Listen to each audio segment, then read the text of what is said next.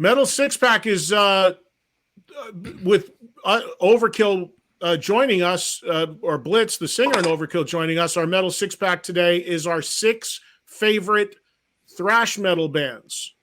So, Jim, you start. I messed up. I was agonizing because I thought it was. I read it as top 6 thrash albums. So I was agonizing for like 2 days, and I sent the list to Joe, and he goes, "No, it's just bands." I'm like, "Oh, damn it!" But so I had to reconfigure. But I'm set to go now. All right, my number 6 is Testament. I was a fan, not a huge fan, but I wasn't a huge thrash metal fan. Like besides Metallica, Overkill, and Anthrax. Like even Megadeth and Slayer, I was like, it wasn't in my wheelhouse for some reason. The other 3 kind of caught on. So I was never huge into the thrash, even though I loved heavy shit, Motorhead, and all that stuff. But Testament is my number 6. All right. My number 6 will be a surprise to me because I had to reconfigure everything, like I said. But this is a band that continues to impress me. I've seen them live multiple times, including when they just toured with Testament and Exodus, and Jim, you and I went down there together, and they opened those shows, and they just. I guess we just lost Don. He had no words. Wait, you dropped out for a second. You're back. I saw them on the Megadeth cruise. They're great guys. They're super talented. They've got a long history now. Their album that came out, 2014-ish, called The Dream Calls for Blood. Is one of my favorite thrash albums of all time. So for that reason, that's my number 6. You didn't even say the band because you dropped out, but it's Death Angel. Death Angel. There you go.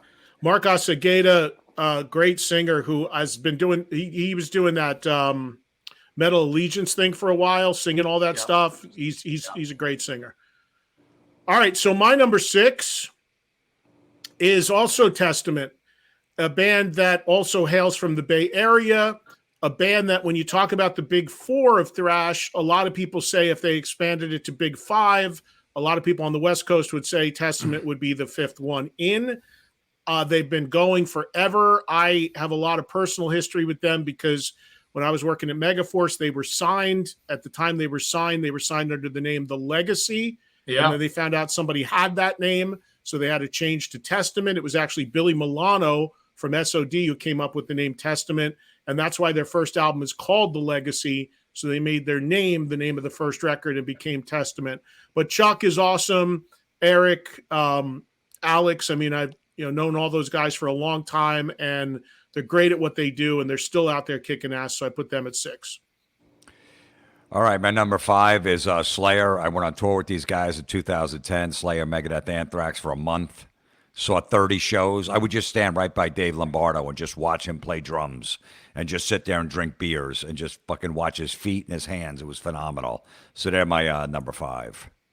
Yeah, Jim, I always loved the line you did in your stand-up. Opening for Slayer is like emceeing a rape. It is.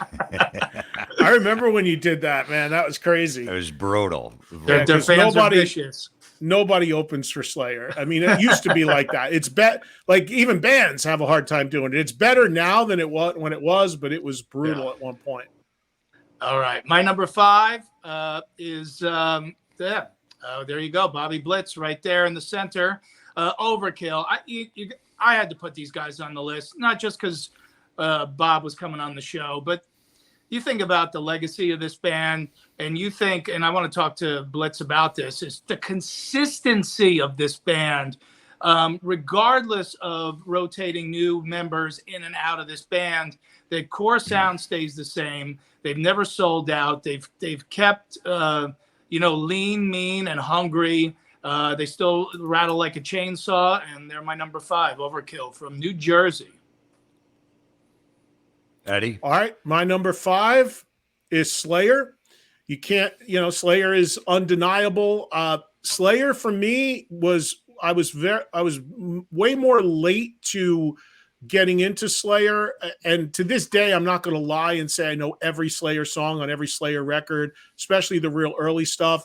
There's some of it I don't like. It's a little too extreme and noisy for me, but there are obviously they are one of the all-time greats and in that genre of music.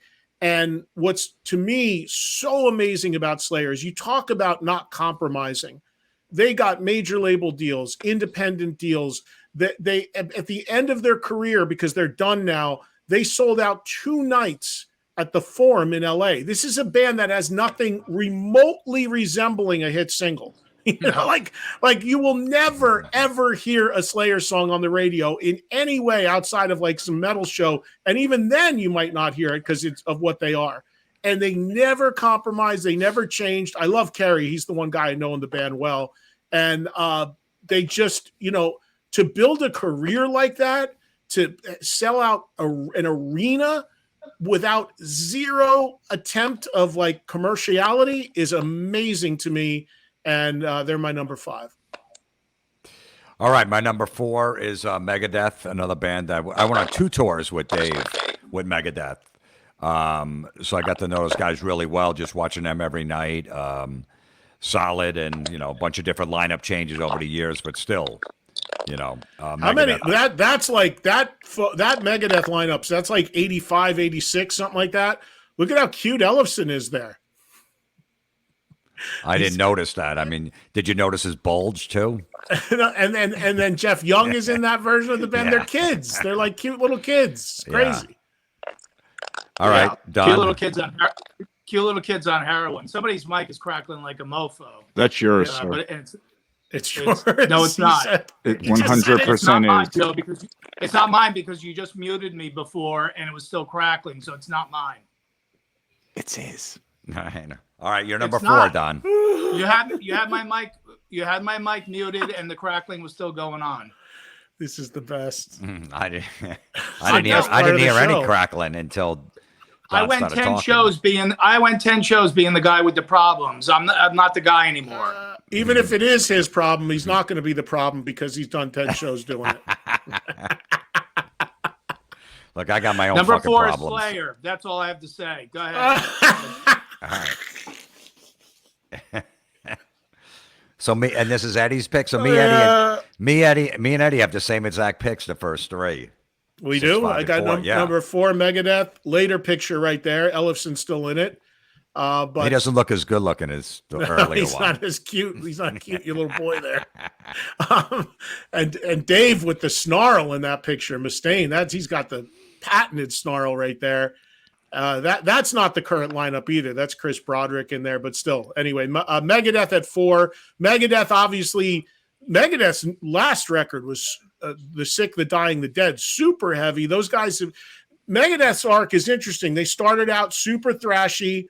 Then they got into stuff like Trust and other things, got a little more melodic, commercial. And now they're back to being like full on heavy thrash again with their last couple records. So Megadeth at 4. All right, number 3 is Overkill. East Coast, got to represent. Love those guys. The Years of Decay is my favorite Overkill record. That whole, those 3, 4 in the 80s that they released back to back. And then the last 3 or 4 have been phenomenal since 2010. So they're my number 3. All right. So when I do my pick, Joe, mute the other 2 microphones and let's hear if there's a crackle. All right. You got them muted? There we go. You really want my me number to? 3. My number 3 is I don't want to hear the other 2 mics. Shut them. All right. Now, my number 3 is Exodus. And that's how I say it. Exodus. For the album Tempo of the Damned Alone. Such a classic album. But of course, Bonded by Blood and Fabulous Disaster. So they have more than one classic album over their career. And they are still out kicking ass. Zetro back in the band now for a few albums. And Gary Holt now full-time back in Exodus. Until Slayer decides to come back for one more final tour. There was not one crackle that entire time. So, Mr. Russo, you're fired. Eddie, go ahead. You're next. You spell Exodus EGGSODUS? That's right. Remember, Monty from Roadrunner came out to us. He goes, "What is wrong with you guys? You guys are on TV. Say the name right." We go, "No, it's a little joke that we have because you're on TV. You look stupid." I'm like, "It's funny." That's the worst thing to tell comedians is I how to know. do something, because now we're gonna do it twice as exaggerated. Pay no mind to the EX in their spelling. It's EGG, according to Don. He's going to make his own. You should make your own line of merch. Exodus shirts like EGG. You should do that, Don. That'd be great. Whose is this? Me? Yeah, this is Yeah. you. right, Another one of my picks. We have the same one all the way up the list, Yeah. Jim? Yeah. Overkill, there they are at number 3. I've always loved Overkill. Taking Over is still a go-to thrash classic. The consistency, like Don talked about, Dee Dee and Blitz being the sole original members, but the amount of history I got with these guys used to, when Rat Skates was in the band and I started in radio 40 years ago, when I was living at home, he used to drive by my parents' mailbox and put the demo in the mailbox and beat the horn, hoping that I would play it. That's how far back I go with all these guys. I love them personally. But I do love the band. I mean, Years of Decay, amazing record. Recent records are amazing. And I even have the great distinction and honor of being on an Overkill song, which is called Old School, where they actually had me come into the studio because I was one of the first to ever play them. And I pretended like I was playing them on the radio and did a voiceover. Still incredibly powerful, still making great new music. Overkill at 3.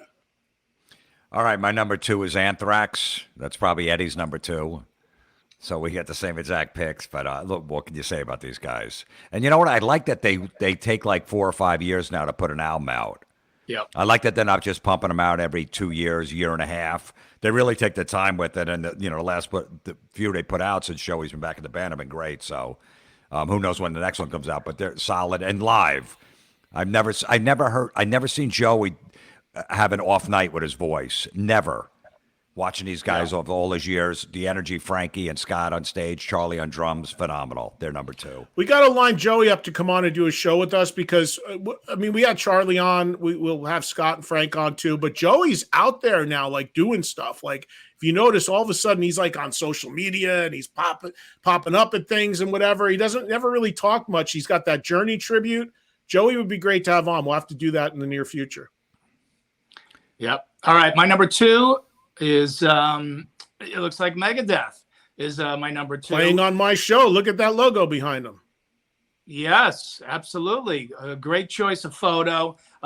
Listen, I mean, Rust in Peace is just, I mean, that is it. I think in most people's book, 1 or 2 of the greatest thrash albums of all time. So for that alone, they make the list. But of course, tons of classics and still making music. Number 2, Megadeth. That photo was from a special I did with Megadeth in LA for their newest record. It's on the SiriusXM app, audio and video of them playing and me interviewing them if you want to check that out. That was very recent right there. And Dave Mustaine played on one of my comedy albums called Communication Breakdown. So little Megadeth trivia there. It's my number 2 now? Yep. Yeah.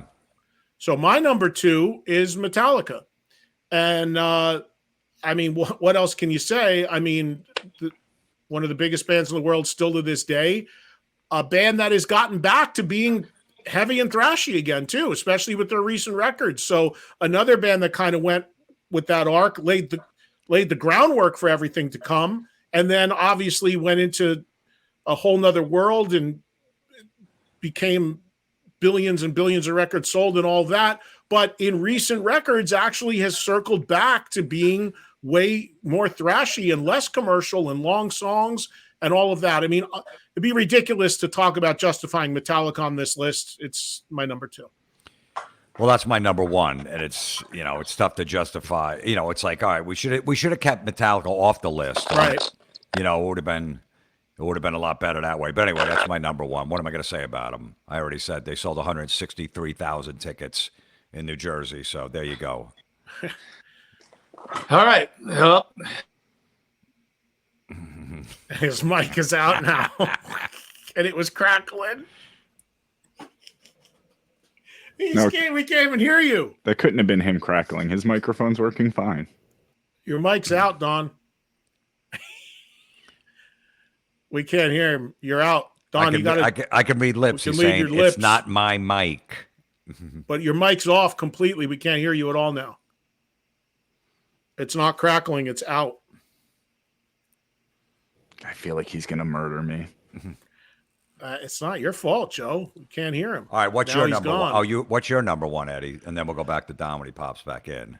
My number one is Anthrax. Okay. I struggled with this because I was like, well, Metallica is obviously the biggest of this world, but for me personally, Anthrax, talk about having history. I mean, beyond history, but aside from all that, I genuinely love this band and their music. Taking out my friendship with them, the thing for me with a band, with this whole scene of music, because I was in the business when this scene started 40 years ago, was always about vocals. And why I was not into it initially, because I love great singing.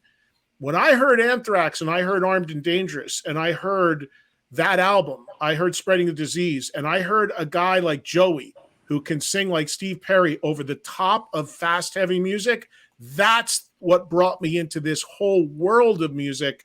And to this day, I love what they do, and they're still as good as ever live. So they really are my gateway to this whole world. So they're my number one. Is that your favorite Anthrax album, Spreading the Disease? It's up there. I mean, it's up there. But you know what? I love the Worship Music album, one of their more recent ones. I love that record.